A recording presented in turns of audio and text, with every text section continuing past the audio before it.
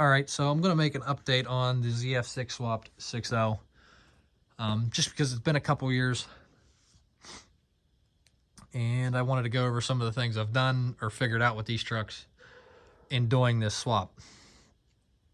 So to start off with, just to start from the beginning, I used a 6-speed manual PCM. My truck's an 03, so you can use an 03, 04 manual PCM. If you have an 05, 06, 07, you have to use an 05 to 07 PCM. If you opt to go that route. I chose to go this route because I could just leave the truck untuned and it would drive fine. But the truck now has 155/30 injectors, so it would need custom tunes anyhow. And before anybody says, yes, it is a blank spot in the PCM. 6-speed PCMs do have this third connector on them, but there is nothing going to them. So I guess we'll start with wiring. First, to get the truck to start and run, you're going to need pin number 4 on the first connector, and you're going to have to ground it. It completes the circuit. I was originally going to run this to the clutch pedal switch, but I ultimately never did, because I'm the only one that drives it, so it's not a huge deal. And it's going to be a brown and pink wire, it looks like. Yeah, brown and pink. So that's all you're going to need basically to start the truck. For people with an electronic transfer case or just in reverse lights. For reverse lights on 03, 04, it's a little bit different. On 05, 07, I think the wire colors and stuff are different. It's going to be the third pin in, this yellow and green wire. Run that down to your reverse light switch and then ground the other side. So it'll complete the circuit and the reverse lights will come on. And for electronic transfer case, you're going to cut pin number 4 and you're going to ground it. This will complete the circuit in the gem module. And when you hit the brake pedal, you don't even have, for 4 high, you don't have to hit the brake pedal, but for 4 low, you will have to hit the brake pedal and click it into 4 low. That's your basic connections on the PCM side to get the truck to start, have reverse lights, and have the transfer case work. It's not the best. I would like to at some point find a 6-speed harness with the electronic transfer case, but has not proved to be the easiest thing to do. We'll crawl under the truck in a minute because I did get the temperature gauge working and stuff for the gauge cluster, and I'll explain. I tried switching the gauge cluster to a manual cluster. For whatever reason, it messed with the body security module, the gem module, the VSM, however you want to call it. They are separate things, but some people would refer to it as something different, even though that's how it would be. When I would shut the truck off and you open the doors, it wouldn't kill the power to the radio. It wouldn't kick in the battery saver relay, and I don't know if it was just a problem in the cluster or what, but this is the original cluster to the truck, and it's got 310,000, almost 311,000 miles on it. I did put the blank in though and got rid of the shifter. I just never changed the cover.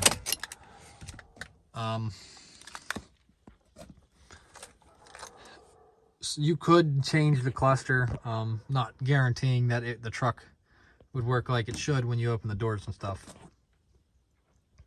But I did get cruise control working. I did get high idle working. People have said it hasn't worked on their 05, 07. I took the shifter handle, cut the plug end off for the tow haul switch, and jumped the 2 outside. It's going to be a 3-wire plug. So I took the outside to the outside and looped them together and plugged it back in, which allowed the cruise control to work and high idle to work. But you have to set the parking brake for the high idle to work. Obviously, it'll only cancel with the brake pedal, so do that at your own risk. I don't advise doing it, or you could wire it up to the clutch pedal switch from the brake pedal to cancel that circuit. Again, do that at your own risk. I had a core shifter, short throw shifter in it at one point. It was okay. Not great, but okay. Like I said, it's dirty at this point. Like I said, mainly just use it as a farm truck anymore. But yeah, that's pretty much it for internal. Nothing real special to report. But I did originally use the factory clutch when I first did this swap, and it was okay. It worked. Eventually, the fingers blew out of it. Not blew out of it, but they would get stuck halfway down. They wouldn't return fully. So I swapped it to a Valère single disc organic clutch, and that lasted a good many amount of miles, probably 50,000 that I've put on it.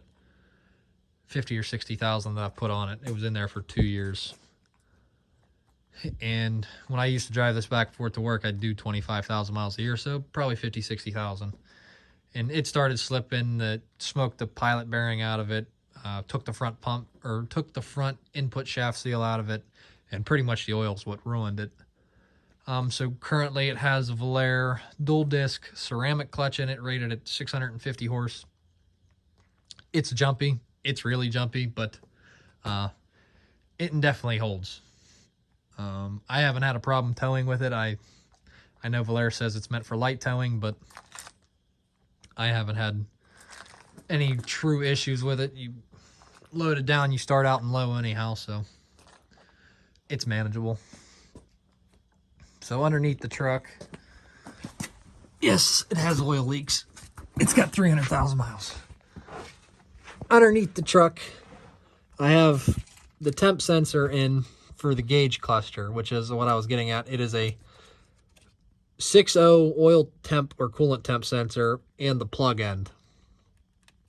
I stole this off a parts harness I had, and I jumped it into the 5R 110 transmission plug. I believe it was pin 18 and 22, but you can find the pin out online for this, and you can add one in yourself. At some point when I go to do a training service on this again, I'm going to take this out, tap it to this thread size, which is M12 by 1.25, I do believe. Take the broken ground wire off from the reverse sensor, because these are through holes, so this will drain. And yeah. But for your reverse lights, I just ran the wire down, ran it to the sensor harness, and grounded it just to the transmission. Works fine. So yeah, that's pretty much all you need to do for a ZF6 swap on one of these trucks. You'll need the rear engine adapter. You'll need the floor hump, which I cut mine out of a junkyard truck, welded it in. I did find the heat shielding for it, which fits nice. That's optional if you want. But yeah, all in all, I'm happy with the swap. I do enjoy the truck as a standard. One other thing I'll say, it's not the greatest on my part, but it works for me. Being the Ford ZFs have an internal pump to the cooler, I just ran mine to the factory automatic cooler. I took the filter out of the housing, but I did run it just the way the factory was. These are 300 PSI rated hydraulic oil resistant hose. They're zip tied together to keep it away from the downpipe, but I could have probably, and they're 3/8 brake line fittings that fit into the adapters. I could have probably just took the pipe and 90'd them down and kept it away that way, but at the time I didn't think to do that, and it hasn't posed an issue since, so no sense of changing it. But yeah, that's pretty much it. like I said, overall I'm happy with it. And if you're thinking about doing it to your truck, that's pretty much all you need for the swap to do it. I'd like to change the carpet at some point too, but finding a crew cab, two-wheel drive style carpet for a ZF has not been easy either. So, yeah, I hope that helps anybody out there looking to do this, thinking about doing it. Honestly, you're probably better off finding a ZF truck for the cost of these parts now. I think when I did this, it was $1,900 for everything I bought. I've seen them going for like $4,000 now, so it's probably not really worth it unless you have a super clean truck or you just want to build something of your own. Otherwise, I'd probably just go out and find one. So yeah, that's it for this video. I know it's been a while since I made one, so I'll catch you guys on the next one. Thanks for watching.